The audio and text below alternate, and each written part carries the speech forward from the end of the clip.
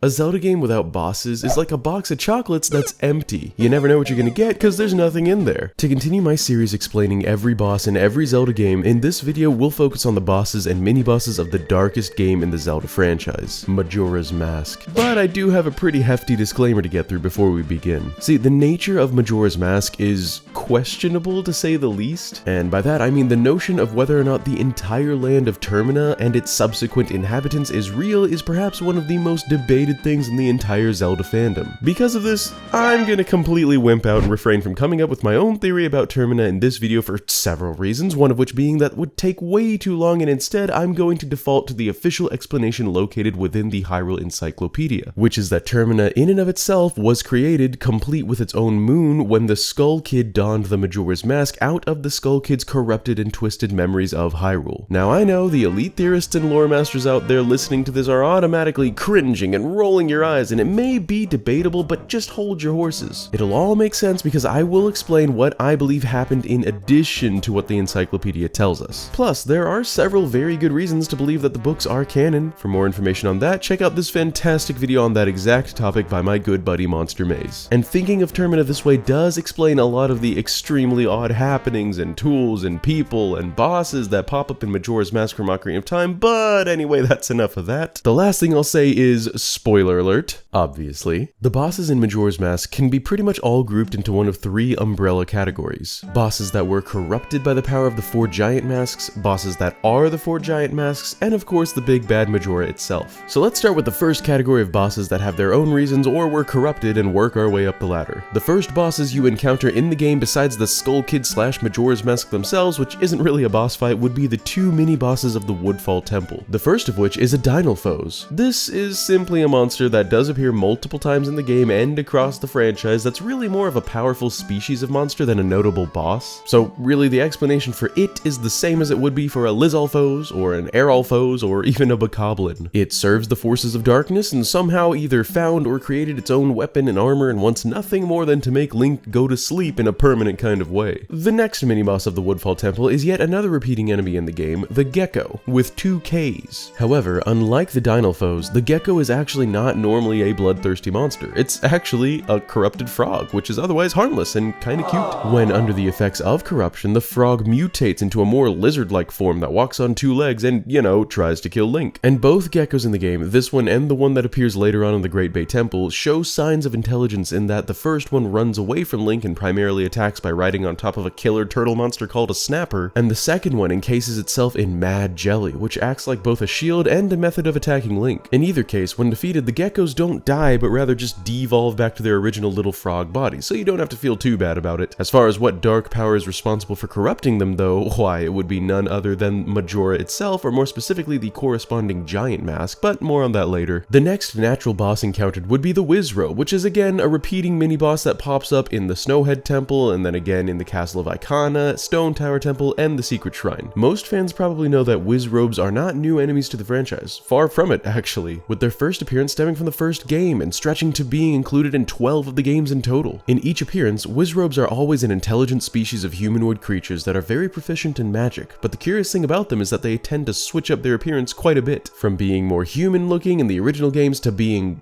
birds or maybe even the Rito in the Wind Waker to being whatever the hell this is in Breath of the Wild. Kinda looks like Gru from Despicable Me. We're going to steal the moon! Regardless, the Wizrobes in Majora's Mask are definitely more human looking and of course are set out to make Link's life as hard as they can. They teleport around their rooms and cast magical attacks towards Link and when defeated burst into flames, leaving no corpse behind. As far as where they come from though, it's about as unclear as any of the other Wizrobes in the franchise. They appear to be of a race of humanoid creatures that learned magic and decided to serve the forces of darkness, which in this case would be Majora and its lackeys. I don't personally think they're completely human though, on account of their rather large stature and goblin-like appearance. Moving on, the next bosses are the Gerudo pirates from the Pirate Stronghold, which are really just Gerudo women, and this is one of those bosses in Majora's Mask that's only really explainable by way of Hyrule Encyclopedia's interpretation of Termina, which again is to say that Termina was created out of the Skull Kid's twisted memories of Hyrule. Clearly the Skull Kid either had heard of the Gerudo women of the desert or had seen them before, and I'm personally leaning towards the latter because Iron Knuckles and even the Witch Sisters Koome and Kotake, which are straight out of the deserts of Ocarina of Time, are also present in Majora's Mask, but they all operate and act completely differently. entirely, with no ties to their original lore. In this game, the Gerudo aren't desert dwellers, but are rather fearsome pirates. And without getting into too much of the narrative, they cross paths with Link when Link takes it upon himself to save the eggs of Lulu, who is the main singer of the super sick Zora rock group called the Indiegogos. The Gerudo pirates, under the leadership of one particular pirate named Avail, stole Lulu's 7 baby eggs because the Skull Kid told them they were the key to entering the Great Bay Temple, which they wanted to enter in search of getting rich off of the treasure within. Pirates, am I right? Anyway, that's where the Gerudo swordswomen as mini-bosses come in. Link fights 3 of them in the game, each of which are guarding one of Lulu's eggs. Next up is one of 2 mini-bosses in the Great Bay Temple, a giant eyeball monster known as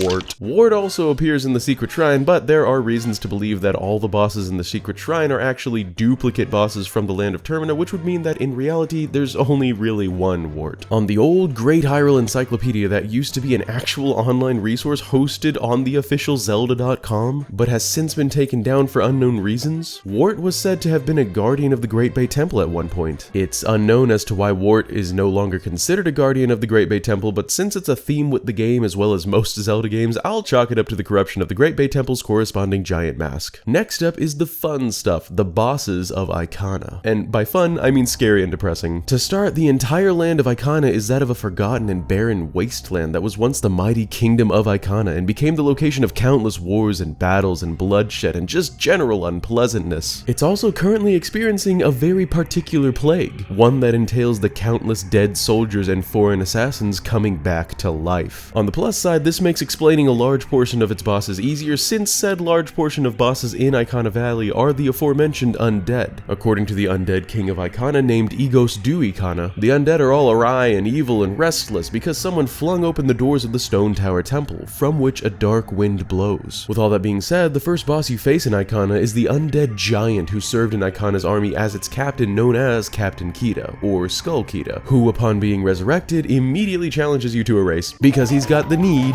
for speed. The captain was actually defeated in battle, which brought him shame that carried with him into death, and is also the reason why he's dead. However, upon being defeated by Link, he passes his captain hat on to Link and asks you to give his final words that the war is over to his men, who still linger on as stalled children in the mortal realm, serving their captain even in death. And after he tells Link this, he asks his captain if he may take his leave, and finally, he takes it. Following the undead trail all the way to the crumbling castle of Icona, Link will then meet the lackeys of the king, 2 unnamed Stalfos Skellybros, and the king himself in the throne room. Upon defeating all of them and curing their undead bodies by burning them with light, Egos Du Icona explains that the kingdom of Icona is now fallen due to petty battles over ultimately meaningless conflicts, the kind of which was beginning to unfold as his lackeys began to bicker just moments before burning away into nothingness. He also explains that the dead began to rise because of the dark spell originating from the Stone Tower Temple, and after teaching Link the Elegy of Emptiness, which summons forth a soldier with no heart and is also the reason why the Ben drowned creepypasta still haunts fans to this day, burns away himself, asking Link to shine the light of justice upon his kingdom with his dying breath. This light of justice comment also seems to imply that even before the plague of the undead was a scourge upon Icona, injustices had already fatally infected her heart. Now, there are a few other mini-bosses present in Icona, but they're legitimately hard to explain because technically speaking they shouldn't exist here, such as the Iron Knuckles and the Big Poe and the Poe sisters. Poes themselves exist as lingering spirits of the dead and are a staple of the Zelda franchise, and in a land soaked with blood and lined with countless bodies, lingering spirits seems to be a given. But it's the Iron Knuckles and Poe sisters specifically that must have come from the Skull Kid's memories, especially the latter, who are a group of 4 sisters that once resided inside of the Forest Temple of Ocarina of Time, which the Skull Kid lived right outside of. Especially given that in the child timeline, which is when this game takes place, Link would have never turned into an adult and killed the Poe sisters in the adult timeline, so logically they should still be located within their Forest Temple, and the same goes for the Iron Knuckles in the Spirit Temple. However, because we're working off of the assumption that Termina is a twisted version of Hyrule that is somewhat parallel to